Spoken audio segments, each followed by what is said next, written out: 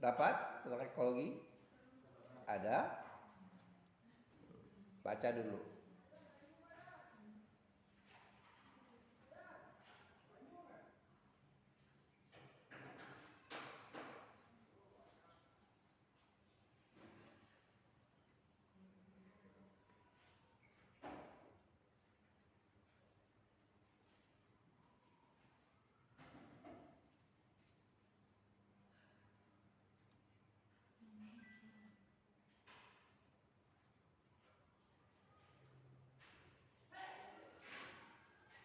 Udah 8 kali pertemuan kan udah terbiasa kan, cari materi kan biasa kan.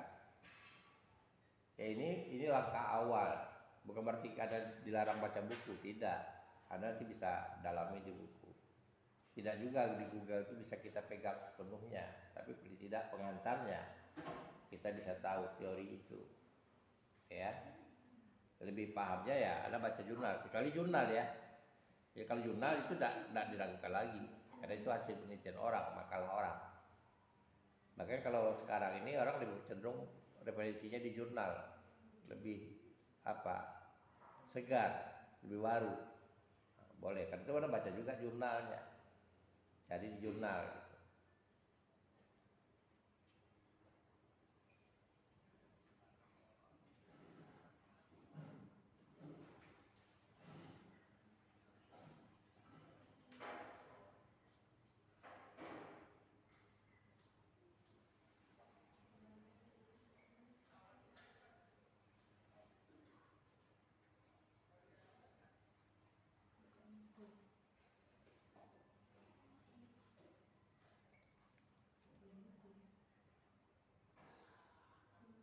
Kalau Anda rajin baca jurnal, tak akan habis tuh bahan Anda buat konten.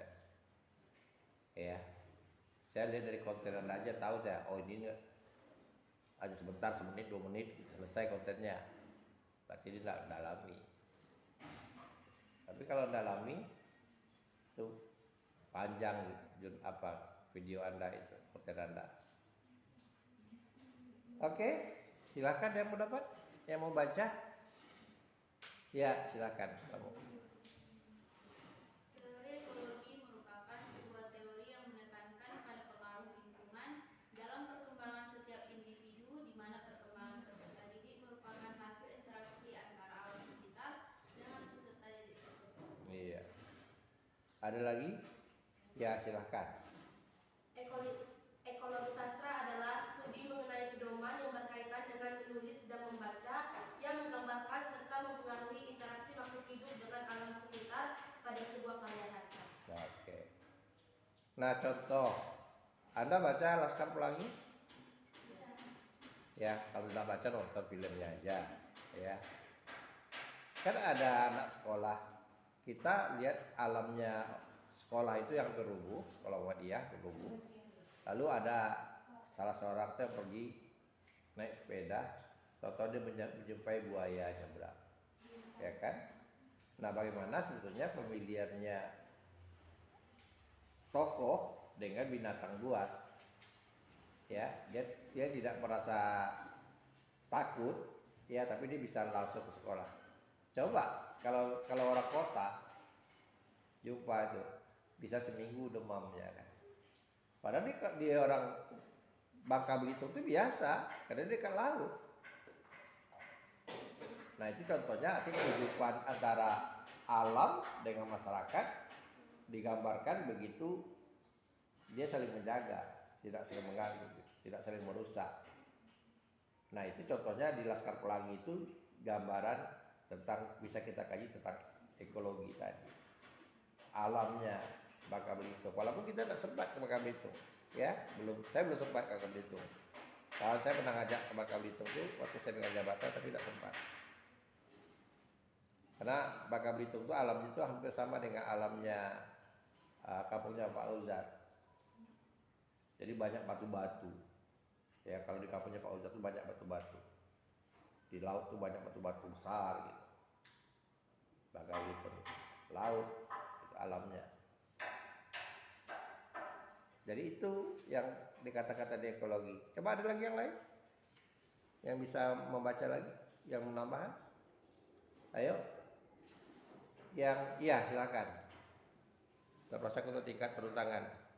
Ekologi sastra adalah sebuah cara pandang yang digunakan untuk memahami permasalahan lingkungan hidup.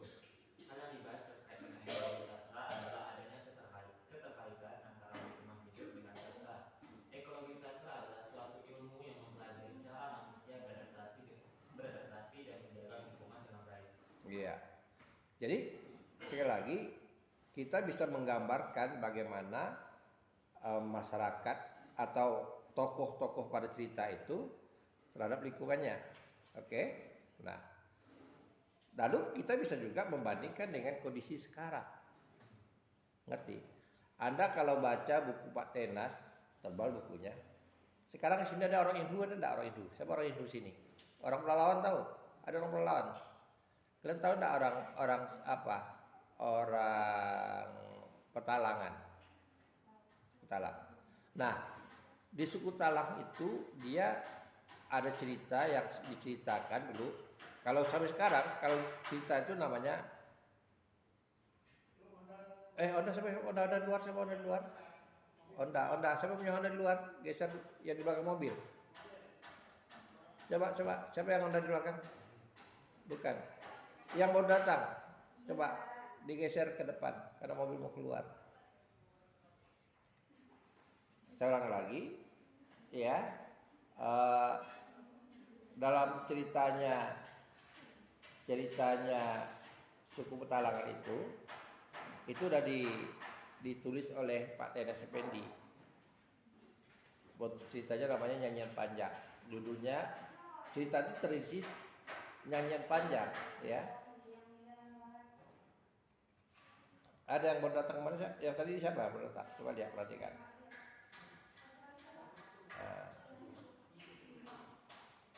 Karena itu saya selalu jadi tukang parkir dulu. Tapi kalau terlambat ya saya naik ke atas karena mobil mau masuk. Mertua saya mengambil pensiun. Saya ulangi lagi. Di dalam tradisi Petalangan itu ada nyanyian panjang. Nyanyian panjang itu cerita. Sebenarnya kalau di Minangkabau namanya koba. Kalau di Taluk namanya kayek. Nah, itu nyanyian panjang itu cerita monolog. Itu bisa 3 hari 3 malam ceritanya. Nah, salah satu ceritanya itu namanya Bujang Tandomang. Itu ditulis oleh Pak Tenas. Bujang Tandomang. Itu mengisahkan, kalau kita lihat mengisahkan, kalau sekarang kan dekatnya ke Kerinci kan, ke Bakalan Kerinci. Dalam kisah itu bandar itu di daerah Taluk Kuantan. Pelabuhan bandar Taluk Kuantan. Nah, ketika Teluk Kuantan itu, sungai Teluk Kuantan itu dikatakan sungai keruh. Kenapa sungai keruh? Karena begitu banyaknya lalu lalang sehingga tak sempat lagi jernih ke sungai itu. Dikatakan sungai keruh. Nah, kita kan tahu sungainya Kuantan itu tidak seperti sungai Siak. Sungai Kuantan itu sama dengan sungai Indragiri. Di bawahnya pasir, murah longsor. Jadi kapal-kapal lewat, itu dia berdangkal, dia keruh kamarnya. Beda dengan sungai Siak. Sungai Siak itu dia sungai yang terdalam, dia cekung, gitu. Jadi kapal apapun tidak keruh dia. Tapi kalau sungai Indragiri, itu karena itu kalau ada kerengat itu banyak yang longsor kiri kanannya, karena pasir. Nah, di sanalah kita katakan contohnya. Sekarang orang tidak bicara lagi itu karena sudah ada jalan. Ya, lintas timur. Jadi orientasi orang ke jalan. Sama juga perilaku masyarakat kita yang tinggal di sungai. Kita tahu ada 4 sungai besar di Riau. Ada Sungai Indragiri, ya, ada Sungai Rokan, ada Sungai Siak, ada Sungai Kampar. Paham? Nah, keempat sungai itu dulu masyarakatnya menghadapkan rumah, membangun rumah itu di mengarah sungai. Jadi halaman rumahnya ya sungai. Jadi ruang tamunya yang menghadapnya laut. Habis teras ya ke sungai karena transportasinya ya sampan, ya kapal, ya pompong, kapal kecil. Nah, setelah pemerintah yang kurang arif membangun jalan, dibangunlah jalan pinggir sungai. akhirnya berubah. Kalau misalnya jalan itu tidak dibangun di pinggir sungai, bisa jadi itu akan tetap posisinya. Tapi karena pinggir jalan, Anda lihat di sungai itu pada rata-rata itu tidak berapa jauh dari sungai jalan-jalan itu. Akhirnya apa?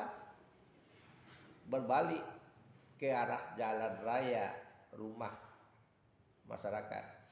Sungai jadi WC panjang. Karena itu sungai kita kotor.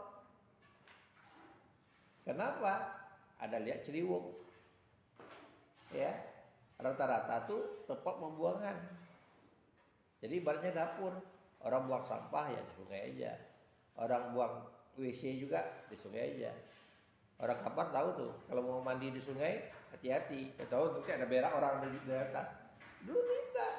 Dulu begitu berminyak, orang tidak kenal sumur. Air masak pun dipakai air sungai. Tapi sekarang nggak bisa. Pencemaran, apalagi ada industri lebih cepat. Industri itu dia payah membuang sampah, dia buang ke sungai. Itulah Sungai Siak, salah satu contohnya pencemaran. Indah Kiat contohnya. Indah Kiat itu dia membuang kotorannya ujung-ujungnya ke Sungai Siak. Walaupun sudah ada penyaringan ya. Saya pernah melihat di Sungai Siak itu. Dia pelihara ikan. Hidup ikannya. Tapi dia tidak tahu bahwa ikan emas itu dia ada kekebalannya. Nah, kami pernah waktu saya jadi wartawan, saya pernah katakan, berani tidak Anda makan ikan ini? Tidak berani. Ya, tidak berani.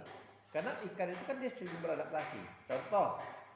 Contoh ya, Anda jangan heran di daerah Rokan, kata Rokan Hilir, itu Anda menjebakkan lele yang makannya itu sawit. Jadi buah sawit itu jadi umpan. Orang memasang namanya, kalau dulu lukah ya, kalau sekarang namanya apa? Namanya itu dari dikawat, dibuat dikawat. Apa? Bukan jala. Tambak seperti itu, perangkapnya gitu. Itu umpannya itu buah sawit. Kalau di laut dikatakan tuh apa ya namanya? Kalau mau lama itu kan lukah namanya ya. Nah, kalau sekarang kan dari kawat dibuat orang. Itu buah sawit. Kenapa? Ya karena lele-lele sana itu udah beradaptasi dengan buah. Kan buah sawit itu kan kalau udah tua dia kan berminyak. Nah, kalau dia terendam dengan air kan bau agak busuk gitu. Nah, yang busuk gitu suka ikan. Gitu. Jadi itu tadi saya katakan terjadinya perubahan tadi. Jadi kalau kita mau bicarakan ya seperti itu. Ya.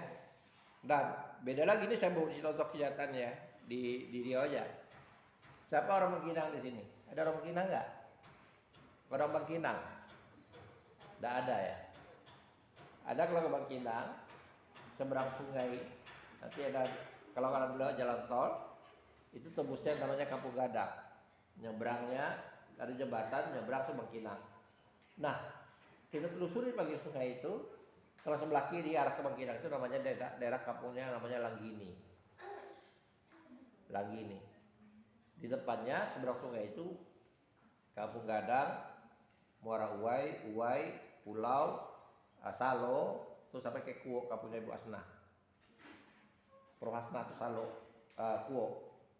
Nah, anehnya di sana tuh terjadi kesepakatan tanpa resmi. Di daerah seberang yang sampai ke kampungnya Ibu Asna itu terjadi longsor. Karena tumbukan air sungai Kampar itu kalau dia mengalir itu tumbukannya itu terjadi longsor tebing. Jadi kalau dulu misalnya orang sekian tahun yang lalu dia melihat ini ada sini ada rumah dulu, sekarang tidak ada lagi longsor. Tapi setelah itu di Langgini, kalau di Bangkinang di Langgini timbul daratan baru. Muncul daratan baru. Daratan tak bertuan. Karena endapan tadi, karena pasir yang dibawa, akhirnya ibaratnya sungai itu berputar ya. Timbul daratan baru. Nah, bagi masyarakat di sana disepakati bahwa itu pengganti tanah yang longsor sebelah. Paham? Jadi tanah yang hilang di sebelah, dia ambil tanah yang muncul. Jadi orang-orang ini tak marah, karena memang bukan tanah mereka. Nah itu terjadi di Bangkinang itu. Saya kebetulan KKN di sana, jadi saya tahu. Jadi mereka tanahnya sekian yang hilang, diambil lagi seberang. Misalnya sekian meter yang hilang, timbunan di seberang, diambil di seberang. Gitu. Nah orang seberang nggak marah, walaupun daerahnya namanya lagi ini. Paham? Nah, jadi sebetulnya itu tadi dalam apa ini yang ditakutkan orang itu kerusakan. Sama kasus ini sudah kecerdasan Anda bicara tentang sastra ini sebetulnya bicara tentang kehidupan. Kasus Rempang yang ribut di Batam itu, ya kan ingin dibangun pabrik, katanya pabrik kaca, ya salah satunya pabrik kaca.